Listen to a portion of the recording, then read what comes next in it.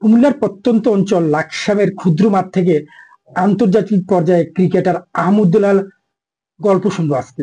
আপনার ক্রিকেটের যাত্রাটা কোথায় কিভাবে শুরু হয়েছিল? অ্যাকচুয়ালি আমি বড় হই লাকসামে, দক্ষিণ গ্রামে। তো ওই জায়গা থেকে আমার ক্রিকেটে হাতে খড়ি ছোটবেলায় স্কুলের ফ্রেন্ডদের সাথে, তারপরে হচ্ছে বাড়ির আশেপাশে যেসব ফ্রেন্ডরা আছে ওদের সাথে খেলাধুলা দিয়ে স্টার্টিং আর কি। টেকনিক্যাল বলে যেটা ওরা বলে পাড়ার মাঠে খেলা, ওইটা দিয়ে আমার স্টার্টিং। ছোট থেকেই অনেক ক্রিকেট খেলাকে অনেক পছন্দ করতাম, যার কারণে আমি সবসময় আমার ফেভারিট প্লেয়ার ছিল হচ্ছে বাংলাদেশের Mashrafe Bin Mortaza. Comilla modern high school ও ভিক্টোরিয়া কলেজ এই দুটি প্রতিষ্ঠানে আপনার ক্রিকেটের ক্যারিয়ারে কতটা ভূমিকা রেখেছে? ক্রিকেট বলে খেলা শুরু হচ্ছে কুমিল্লা মডার্ন হাই স্কুল থেকে। আমি যখন ক্লাস সেভেনে পড়ি তখন আমি আমাদের মডার্ন স্কুল টিমে সিলেকশন হই। তো এই স্কুল ক্রিকেট থেকেই আমাকে আস্তে আস্তে এজ লেভেল ক্রিকেটটায় আমি যাওয়া শুরু করি। স্কুল ক্রিকেট থেকে আমি এজ লেভেল আন্ডার 14, তারপরে আন্ডার 16 খেলি।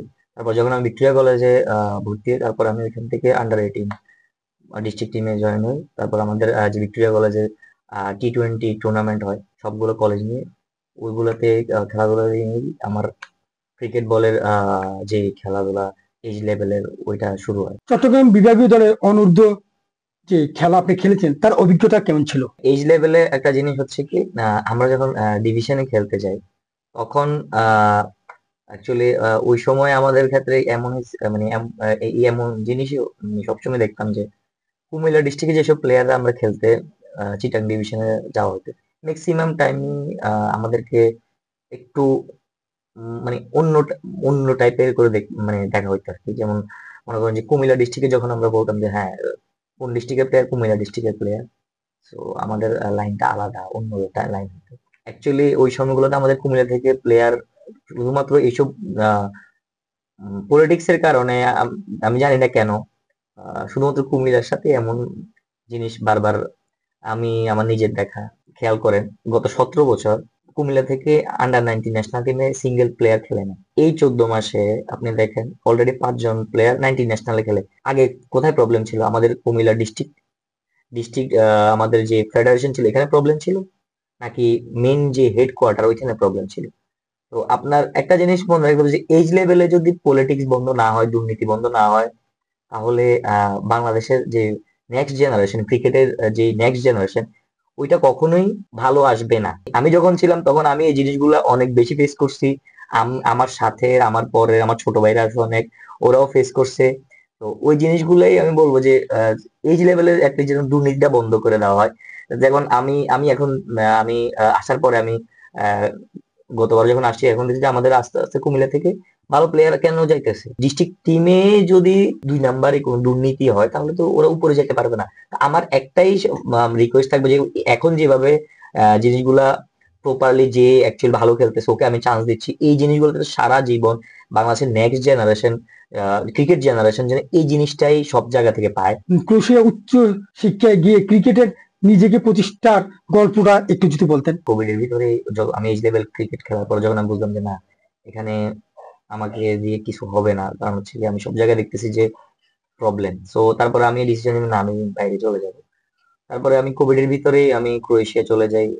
ক্রোয়েশিয়া যাওয়ার পরে আমি ওই যাওয়ার পরে ফার্স্ট আমার টার্গেট ছিল এখানে ক্রিকেট কোথায়, ক্রিকেটকে খুঁজে বের করা। কারণ যারা ক্রিকেট খেলে ওদের মাথায় সবসময় একটা জিনিস ঘোরে যে আমি এখানে উইকলি একদিন হলো কিভাবে ক্রিকেট খেলতে পারি। ওই জিনিস থেকে আমি ক্রোয়েশিয়াতে জাগরেব সকল টিম, যে ওদেরকে আমি মেল করি, ওরা আমাকে মেলে রিপ্লাই দেয়, আমাকে ইনভাইট করে। আমি একদিন যাই, ওরা আমাকে দেখে, তারপর থেকে ওরা ওদের টিমে আমাকে জয়েন করে নেয়। ওখান থেকে আমার ইউরোপে ক্রিকেট শুরু। তারপর আমি ওইখানে ক্রোয়েশিয়ার আহ, ওই ক্লাবের হয়ে আমি ওইখানে ইসিএস খেলি, তারপরে ইসিএন খেলি, ইসিএল খেলি স্পেনে। ওই টিমের হয়ে আমি ওইখানে প্রায় 1.5 বছর ছিলাম। ওখান থেকে আমার শুরু। তারপরে ওখান থেকে আমি ওইখানে সবচেয়ে বড় প্রবলেম ছিল ওখানে ওয়েদার। ওখানে অনেক ঠান্ডা। তো ওইখানে টেম্পারেচার যখন উইন্টারে 25 -25 চলে যায়। ওয়েদারের কারণে আমি থিঙ্কিং করলাম যে না, ওয়েদার, ক্রিকেটের ওয়েদার কোথায় ভালো পাওয়া যায়। ওই চিন্তাধারা থেকেই আমি পর্তুগালে একটা টিমে মেল করি। ওরা আমাকে রেসপন্স করে। তারপর আমি ওখান থেকেই পর্তুগালে মুভ করি। জাগ্রেব ক্রিকেট ক্লাবগুলোতে খেলতে গিয়ে সবচেয়ে বড় চ্যালেঞ্জ কি ছিল? অ্যাকচুয়ালি মিক্স ছিল, সব দেশের প্লেয়ারই ছিল। যেমন আপনাদের ওইখানে সাউথ আফ্রিকান প্লেয়ার ছিল, ক্রোয়েশিয়ান ছিল, তারপরে আপনার ইউকের প্লেয়ার ছিল, পাকিস্তানি ছিল, ইন্ডিয়ান ছিল, ওখানে আমি ছিলাম বাংলাদেশি।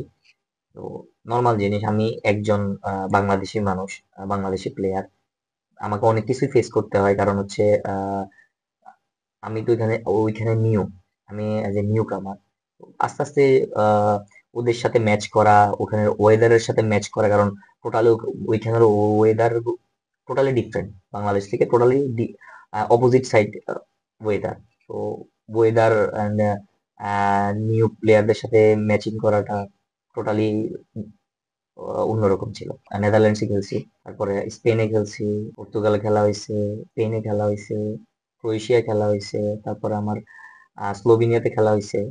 তো ওই দেশের যে ক্লাবে খেলাধুলা, ওইখানে টুর্নামেন্ট খেলা, আহ, বাংলাদেশ থেকে টোটালি হচ্ছে কি আপনার ওয়েদারটা ডিফারেন্ট, বাট ওইখানে একটা জিনিস আছে, ঠিক আছে, বাট আমাদের বাংলাদেশের ক্রিকেট অনেক অনেক হাই লেভেলের ক্রিকেট, বাট ওইখানে ম্যাক্সিমাম প্লেয়ারই হচ্ছে বাইরের প্লেয়ার।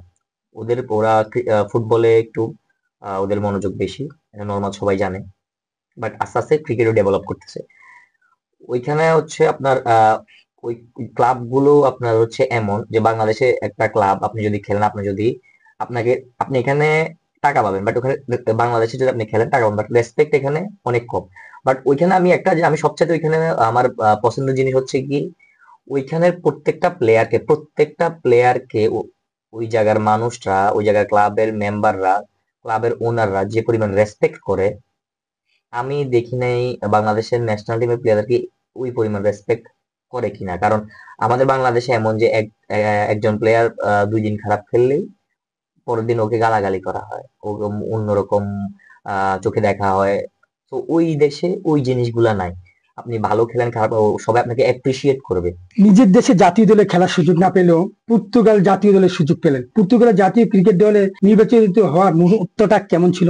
আমার টার্গেটই ছিল ন্যাশনাল টিমে খেলা, কারণ আমি পর্তুগালে 4 ইয়ার্স শুধু ন্যাশনাল টিমে খেলার জন্যই কষ্ট করে আসছি। যখন আমার লিস্টে নাম আসছে, তখন ওই দিনের মতো খুশি আমি কখনোই নেই। আমি ওই দিনের মতো হ্যাপি কোনদিন, মানে কি আমার লাইফে ওই দিনটা আমার অনেক স্মরণীয় ছিল। ওটা ছিল 25 মে 2025। তো আমার ওই ডেটটা সবসময় মনে থাকবে, কারণ ওইটা আমার একটা মানে সবচেয়ে খুশির দিন। আমি ওই দেশের টিমে খেলি, বাট আমি কিন্তু রিপ্রেজেন্ট করতেছি বাংলাদেশকে। ওইটা আমার অনেক প্রাউড প্রাউড মোমেন্ট যে, না, আহ, পৃথিবীর সব দেশের মানুষই দেখতেছে যে হ্যাঁ, বাংলাদেশের প্লেয়ার বাইরে বাইরের দেশেও খেলতেছে। তো আমার সবসময় একটা জিনিসই থাকবে যে, আমি চাই যে বাংলাদেশের নামটা আরো উজ্জ্বল করতে। ইউকে এনসিসির বিপক্ষে দুর্দান্ত বোলিং, সেই ম্যাচটি আপনার কাছে কতটা বিশেষ? ওদের সাথে আমার ফার্স্ট ম্যাচে আমার মুডটা অনেকটা ভালো ছিল, কারণ ইউকের প্লেয়ার, ওরা অনেক এক্সপিরিয়েন্স প্লেয়ার, ওদের সাথে খেলার পর আমি অনেক কিছু শিখতে পারছি।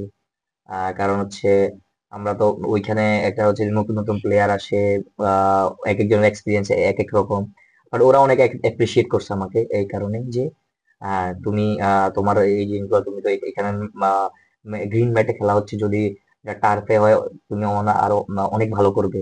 আমাকে অনেক অ্যাপ্রিসিয়েট করছে ওরা, তো আমার কাছে ওই জিনিসগুলো অনেক ভালো লাগছে। আপনি বর্তমানে মিশ্র স্পিনার অলরাউন্ডার, এই রুলটি কিভাবে তৈরি করেছেন? আমার cricket life actually as a fast bowler হিসেবে স্টার্টিং হয় 4 ইয়ার্স আগে। আমি যখন ক্রোয়েশিয়াতে খেলি, তখন আমার একটা শোল্ডারে ইনজুরি হয়।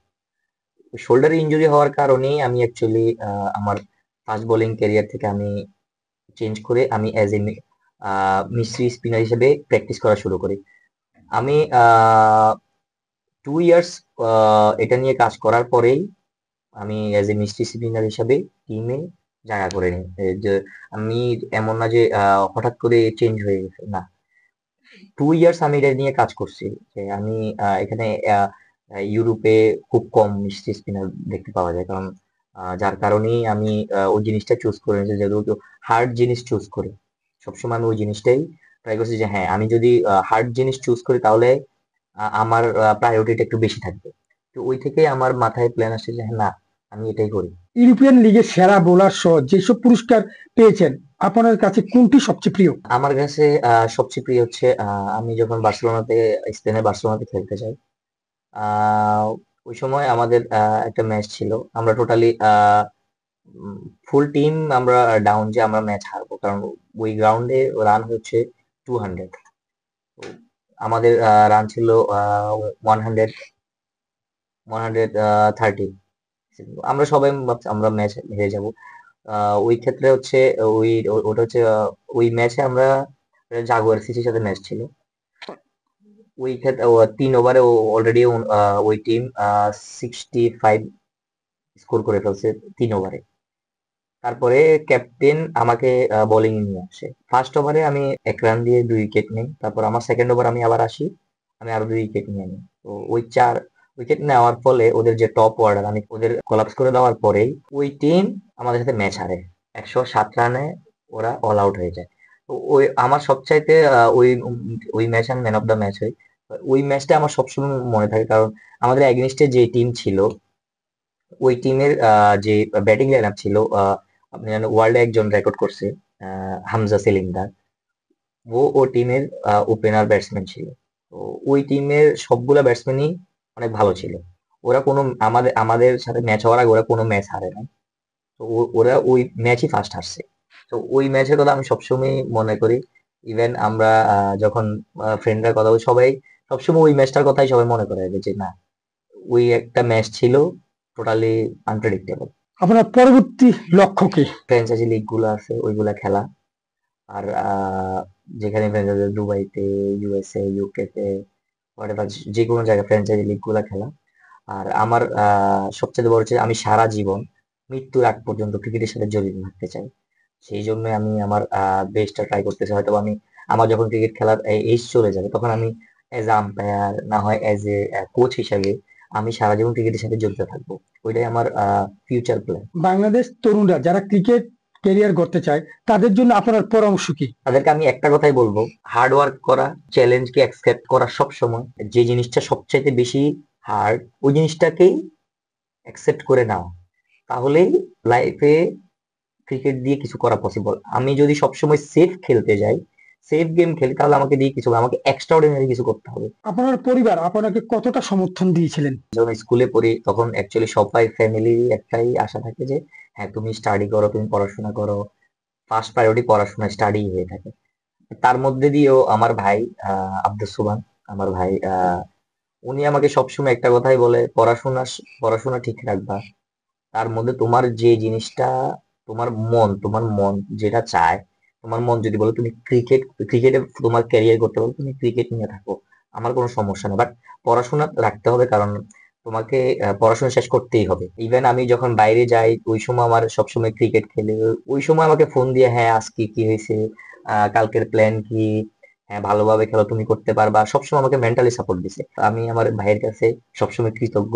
ইভেন এখনো আমার ম্যাচ যখন হয়, আমাকে ম্যাচ হওয়ার শেষে আমাকে ফোন দেয় কি অবস্থা, আহ তারপরে কবে ম্যাচ, কি অবস্থা, প্রথম কোনো কোথাও ব্যথা পাইছো কিনা, কিভাবে কি করতে হবে, আমাকে সবসময় সাজেশন দেয়। আপনার মতে ক্রিকেটার হওয়ার সবচেয়ে গুরুত্বপূর্ণ 3টি গুণ কি? সবকিছু টাইম টু টাইম করতে হবে। সেকেন্ড হচ্ছে আপনার এনি কাইন্ড অফ এডিকশন, সেটা হোক ড্রাগস, হোক সিগারেট, হোক ফোন, হোক গেমস, ফোনের games, any kind of addiction থেকে দূরে থাকতে হবে।